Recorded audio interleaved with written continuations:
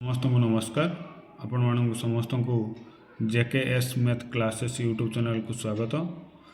एबे आम देखा क्लास 5 रो जो एमआईएल प्रकल्प तार प्रकल्पर फ्रंट पेज बा ऊपर भागटा केमती हवा दरकार आपण मैंने देखिपार्टी। मुझे प्रकल्पर ऊपर भागटा को आपण आगे दर्शाई देती। तो देखी दिखाँ फ्रंट पेज आप पे कहले से मैंने रंगीन करदे। तापर देखो सर्वप्रथम ऊपर रपर विद्यालयर ना, तापर प्रकल्पर ना, तापर कौन अच्छी विषय, तापर आप श्रेणी, श्रेणी पर आसला से पिलांकर नाम, तापर रोल नंबर। यदि पारे आपण मैंने कौन करेंगे दाखल शेष दाखल तारीख आपण मैंने ऐड करेंगे।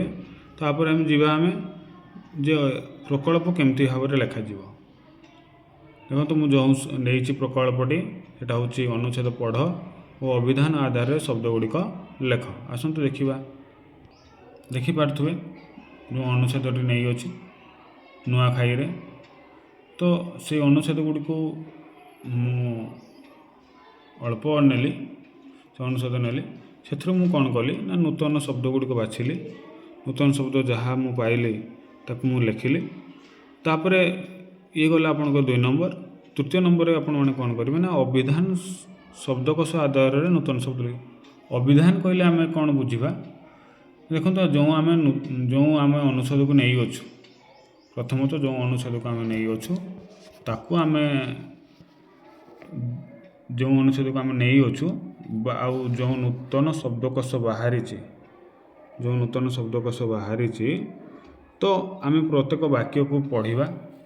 वाक्य को पढ़ा प्रथम वाक्य पढ़ा। यदि प्रथम वाक्य पढ़ला परे जो नूतन शब्दटी आम नहीं अच्छु सी जो प्रथम वाक्य थाए ये अनुच्छेदर ताकू आम मैंने कौन करवा ना ताकू आम मैंने लिखिपर।